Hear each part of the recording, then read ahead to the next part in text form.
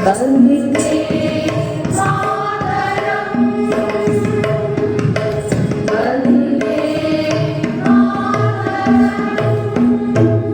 দেখছেন বড় খবর। এই মুহূর্তে আমি একটি অনুষ্ঠানে এসেছি, এটি বিধাননগর সংগীত কমিটির উদ্যোগে ভারতের যে হিন্দু সাম্রাজ্য দিবস এবং নজরুল এবং রবীন্দ্র জয়ন্তী একসাথে পালন করার যে একটা অনুষ্ঠান, এই অনুষ্ঠানে আমরা দেখলাম বিভিন্ন অতিথি এসেছেন, মান্যগণ্য অতিথি। তারা এই অনুষ্ঠানে বক্তৃতা রাখলেন এবং এই অনুষ্ঠানকে সমৃদ্ধ করলেন। তাদের মুখ থেকে শুনে নেব এই অনুষ্ঠান সম্পর্কিত কিছু কথা। কি বলবো, হিন্দু সাম্রাজ্য দিবস নিয়ে যদি বলতে হয় তাহলে আমাদের বঙ্কিমচন্দ্র চট্টোপাধ্যায়কে দিয়ে শুরু করতে হয়।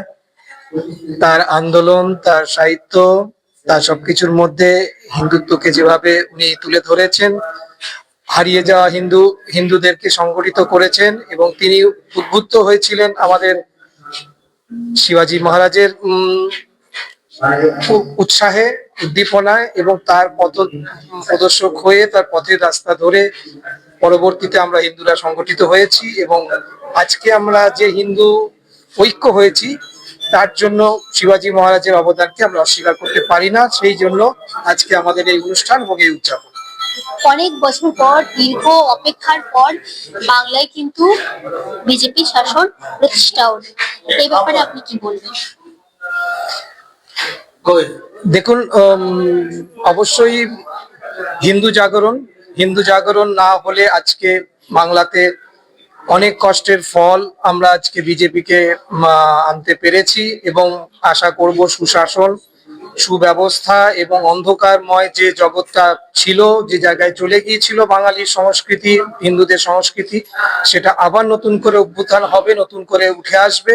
এই আশা নিয়ে আমরা সবাই বিজেপিকে এনেছি এবং ভবিষ্যতে আমরা সবাই আরো সেই গৌরবময় হিন্দুত্বকে আবার খুঁজে পাবো। কতটা আশা রাখছেন? সম্পূর্ণ আশা রাখছি। আমি একজন সাধক যোগী হিসেবে আমি ভবিষ্যৎ যেভাবে বুঝতে পারছি, দেখতে পাচ্ছি, পরবর্তী প্রজন্মের জন্য ভোরের আলো। আপনার নাম? আমার নাম শান্তনু মল্লিক। এই যে হিন্দু সাম্রাজ্য দিবস, এই সম্পর্কে আপনি কি বলবেন? রক্তের ব্যাপার, বলার কিছু নেই। আমরা আরো সাম্রাজ্য তো হয়নি এখনো, আমরা তো এখনো পুরো হিন্দুত্ব রাজ পৃথিবীর বুকে করতে পারিনি। বিশ্বের প্রথম ক্ষমতাবান হিন্দু রাজ হবে, ব্যাস, এর বাইরে। এই যে এত বছর পর বিজেপি সরকার বাংলায় শাসনে এলো, এই প্রসঙ্গে আপনার কি? বাংলার শাসনে আমরা ৭৫ বছর বাদে এসেছি, আমরা স্বাধীনতা পেয়েছি। পশ্চিম বাংলার মানুষরা স্বাধীনতা পেয়েছে, আর বীরবারে কিছু বলবো না। আমরা নিজেদের ধর্ম অস্তিত্ব বজায় রাখবার জন্য শেষ জায়গায় আমরা পৌঁছে গেছিলাম। স্যার, একটা প্রশ্ন আছে। এই যে একটা পার্ক সার্কাসে যে রাস্তা আছে সুরাবর্তী অ্যাভিনিউ, সেটাকে নাম বদল করে রাখা হচ্ছে গোপাল মুখার্জি রোড। এই প্রসঙ্গে কিন্তু বামেরা একাধিক প্রতিবাদ জানাচ্ছে, বলছে যে ইতিহাস বিকৃত করা হচ্ছে এবং আলিপুরদিন থেকে যথারীতি বিজ্ঞপ্তি জারি করা হয়েছিল। এই প্রসঙ্গে আপনি কি? বামেরা বিকৃত করবার জন্যই জন্মেছে। ওরা যেদিনকে দেশভাগের আগে কানে বিড়ি, মোমে পান, হিন্দুস্তান পাকিস্তান জ্যোতিবাবুকে নিচে বসিয়ে রেখে, কমিউনিস্ট পার্টির কোনো চরিত্র নেই। ওরা এখন কার ঘাড়ে চেপে কোন রাস্তাটা দখল করতে পারছে, পশ্চিমবাংলার মানুষ কমিউনিস্ট পার্টিকে নিয়ে আর ভাবে না। আমার নাম শিবাজী সিংহ রায়। স্যার, আজকে যে হিন্দু সাম্রাজ্য দিবস এবং নজরুল রবীন্দ্র জয়ন্তী হিসেবে আপনারা অনুষ্ঠানটা পালন করলেন, কি বলবেন এই অনুষ্ঠান নিয়ে, হিন্দু সাম্রাজ্য দিবস নিয়ে? আমার তো যা বলবার বললাম, আমাদের হিন্দুদের একত্র হয়ে করা উচিত।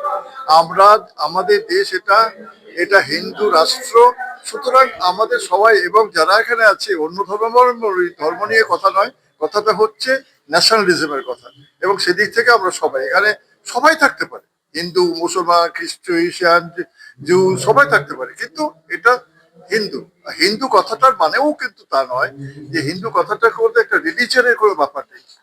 এটা অল ইনক্লুসিভ।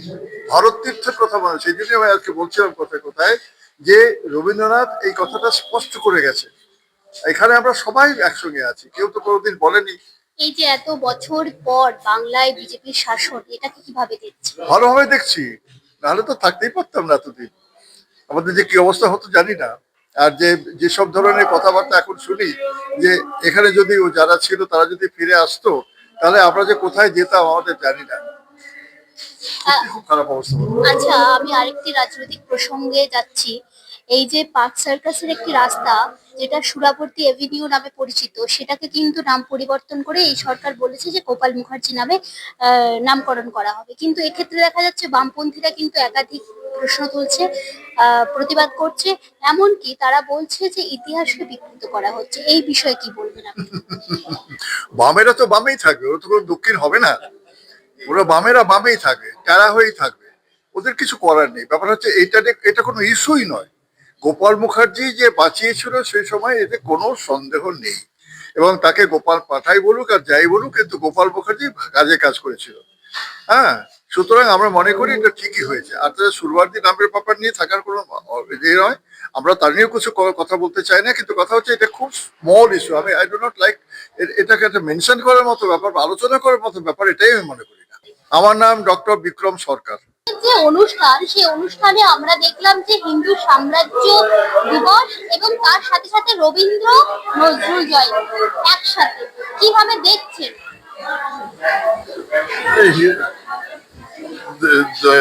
হিন্দু জাতি হিসেবে, বাঙালি হিন্দু হিসেবে ওয়াজ আন্ডার থ্রেট, এবং সেটা এই নির্বাচনে বাঙালির বুঝতে পেরেছে যে এবারে যদি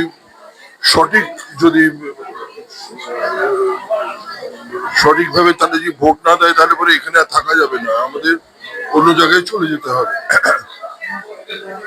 কেননা যে ধরনের মমতা বন্দ্যোপাধ্যায়ের নেতৃত্বে যে ধরনের সরকার পরিচালনা করা ছিল, একেবারে অ্যান্টি হিন্দু, প্রো মুসলিম, অনেকটা সুরাবর্দী আমলে যে ধরনের মুসলিম লীগের সরকার চলছিল, ঠিক সেই ধরনেরই কাণ্ড কারখানা চলছিল। তো বাঙালি সেটা বুঝতে পেরে এবারে ঠিকই করেছে, চুজ করেছে যে কাকে ক্ষমতায় বিজেপি এনেছে, এবং বাঙালি বেঁচে গেছে, এইটুকু বলতে পারি।